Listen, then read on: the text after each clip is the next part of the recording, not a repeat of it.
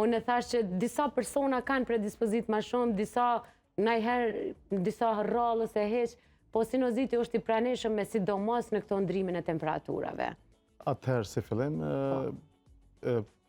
inflamacioni i hundës dhe i hapësira paranazale është një prej raste më të shpeshta që e kalon, nuk po thuj se pak të njëherë në jetë ka secili person.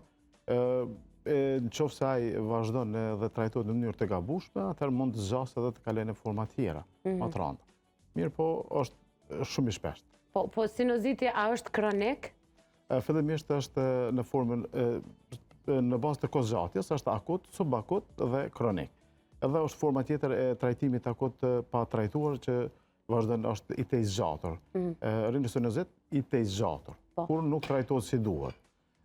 Akut është deri në 10 ditë, e cili kryesisht është virale, për shkak të infeksioni virale, sidomos siç e përmendët të më herët, koha, mjegullat të ndryshme, tymnat, alergjenët më të shpesh që mund me qenë qoftë pranveror ose vjeshtor, këto janë domethënë të akutit. Subakuti kur është i tejzatur më shumë se 12 javë dhe ai tjetri mbi 12 javë që shkon kroniku është formë e cila nuk është trajtuar si duhet dhe shkaktari kryesor që ka pru deri ta infekcion nuk është trajtuar me kohë dhe ka mbetur në formën kronike, i cili kohë pas kohe, varsisht prej kushteve të cilat e favorizojnë, din të ketë edhe përkeqësime.